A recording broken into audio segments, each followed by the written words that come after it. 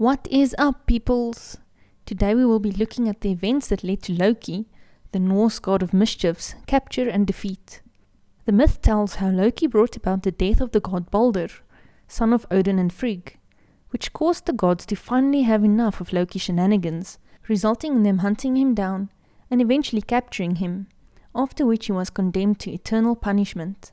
Before we get started, I would just like to give a shout out to David Carroll for requesting videos about the Viking gods, which we will be featuring over the next couple of videos. If there's a specific myth, god or creature that you would like to know more about, leave a comment down below and I'll get started on it for you. I've already received plenty requests, so there's lots of great content to look forward to. Okay, so without further ado, let's look at the defeat of Loki. Baldur was one of the most beloved of all the gods. The son of Odin, the chief of the gods, and the benevolent sorceress goddess Frigg, Baldur was a generous, joyful, and courageous character who gladdened the hearts of all who spent time with him. So when he began to have ominous dreams of some grave misfortune befalling him, the fearful gods asked Odin to discover their meaning. Baldur's father wasted no time in mounting his steed, Sleipnir, and riding it to the underworld to consult a dead seeress whom he knew to be especially wise in such matters. When, in one of his countless disguises, he reached the cold and misty underworld, he found the halls arrayed in splendor, as if some magnificent feast was about to occur. Odin woke the seeress and questioned her concerning this festivity, and she responded that the guest of honor was to be none other than Baldur. She merrily recounted how the god would meet his doom, stopping only when she realized, from the desperate nature of Odin's entreaties, who this disguised wanderer truly was. And indeed, all that she prophesied would come to pass. Odin returned in sorrow to Asgard, the gods' celestial stronghold, and told his companions what he had been told. Frigg, yearning for any chance of saving her treasured son, went to every entity in the cosmos, living and non-living, and obtained oaths that they would not harm Baldur. After these oaths were secured, the gods made a sport out of the situation. They threw sticks, rocks, and anything else on hand at Baldur, and everyone laughed as these things bounced off and left the shining god unharmed. The wily and disloyal Loki sensed an opportunity for mischief. In disguise, he went to Frigg and asked her, "Did all things swear oaths to spare Baldur from harm?" "Oh yes," the goddess replied. "Everything except the mistletoe. But the mistletoe is so small and innocent a thing, that I felt it superfluous to ask it for an oath. What harm could it do to my son?" Immediately upon hearing this, Loki departed, located the mistletoe, and carved a spear out of it, and brought it to where the gods were playing their new favorite game. He approached the blind god Herder, and said, "You must feel quite left out, having to sit back here away from the merriment, not being given a chance to show Baldur the honor of proving his invincibility." The blind god concurred. "Here," said Loki, handing him the shaft of mistletoe, "I will point your hand in the direction where Baldur stands, and you throw this branch at him." So Herder threw the mistletoe. It pierced the god straight through, and he fell down dead on the spot. The gods found themselves unable to speak as they trembled with anguish and fear. They knew that this event was the first presage of Ragnarok, the downfall and death, not just of themselves, but of the very cosmos they maintained. At last, Frigg composed herself enough to ask if there were any among them who were brave, loyal, and compassionate enough to journey to the land of the dead and offer Hel, the goddess of death, a ransom for Baldur's release. Hermod, an obscure son of Odin, offered to undertake this mission. Odin instructed Sleipnir to bear Hermod to the underworld, and off he went. The gods arranged a lavish funeral for their fallen friend. They turned Baldur's ship, Ringhorni, into a pyre fitting for a king. When the time came to launch the ship out to sea, however, the gods found the ship stuck in the sand, and themselves unable to force it to budge. After many failed attempts, they summoned the strongest being in the cosmos, a giantess named Hirukin. Hirukin arrived in Asgard riding a wolf and using poisonous snakes for reins. She dismounted, walked to the prow of the ship, and gave it such a mighty push that the land quaked, as Ringhorni was freed from the strand. As Baldur's body was carried onto the ship, his wife, Nanna, was overcome with such great grief that she died there on the spot, and was placed in the pyre alongside her husband. The fire was kindled, and Thor hallowed the flames by holding his hammer over them.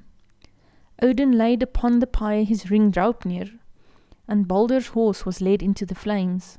All kinds of beings from throughout the 9 worlds attended the ceremony: gods, giants, elves, dwarfs, Valkyries, and others. Together they stood and mourned as they watched the burning ship disappear over the ocean.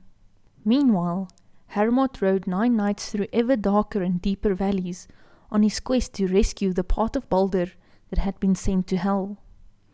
When he came to the river Gjoll, Mordgud, the giantess who guards the bridge, asked him his name and his purpose, adding that it was strange that his footfalls were as thundering as those of an entire army, especially since his face still had the color of the living. He answered to her satisfaction, and she allowed him to cross over into Hel's realm. Sleipnir leapt over the wall around that woeful land. Upon entering and dismounting, Hermod spotted Hel's throne and Baldur, pale and downcast, sitting in the seat of honor next to her. Hermod spent the night there, and when morning came, he pleaded with Hel to release his brother, telling her of the great sorrow that all living things, and especially the gods, felt for his absence. Hel responded, "If this is so, then let everything in the cosmos weep for him, and I will send him back to you. But if any refuse, he will remain in my presence."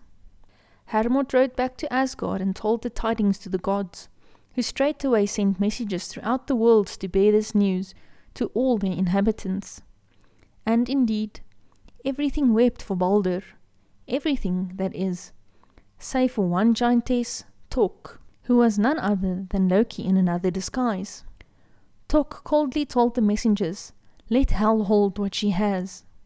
And so Baldur was condemned to remain in Hel's darkness, dampness, and cold. Never again would he grace the lands of the living with his gladdening light and energy. Now after Loki contrived the death of Baldur, and ensured that the god would remain in the underworld, he went about slandering the gods at every opportunity. At last, the gods decided that his abuse had become too much, and they went to capture him. Loki ran far away from Asgard. At the peak of a high mountain, he built for himself a house with 4 doors, so that he could watch for his pursuers from all directions. By day he turned himself into a salmon, and hid beneath a nearby waterfall. By night he sat by his fire, and weaved a net for fishing for his food. The far-seeing Odin perceived where Loki now dwelt, and the gods went after him. When Loki saw his former friends approaching, he threw the net in the fire, and hid himself in the stream in his salmon form, so as to leave no traces of himself or his activities. When the gods arrived and saw the net smouldering in the fire, they surmised that the wily shapeshifter had changed himself into the likeness of those he intended to catch for himself. The gods took up the twine Loki had been using and crafted their own net, then made their way to the stream. Several times they cast their net into the stream, and each time the salmon barely eluded them. At last, the fish made a bold leap downstream to swim to the sea, and while in the air he was caught by Thor. The salmon writhed in the war god's grasp, but Thor held him fast by his tail fins. This is why, to this day, the salmon has a slender tail. Loki was then taken, in his regular form, to a cave. The gods brought in Loki's 2 sons, and turned one into a wolf, who promptly killed his brother, strewing his entrails across the cave floor. Loki was then fastened to 3 rocks in the cave with the entrails of his slain son, which the gods turned into iron chains. Skadi placed a poisonous snake on a rock above his head, where it dripped venom onto his face. But Loki's faithful wife Sigyn sat by his side with a bowl that she held up to the snake's mouth to catch the poison.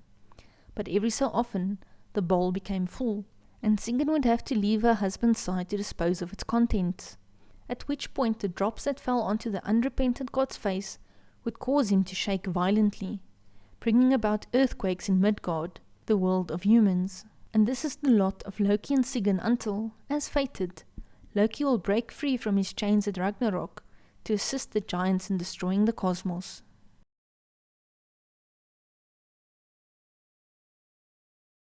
Thank you so very much for watching.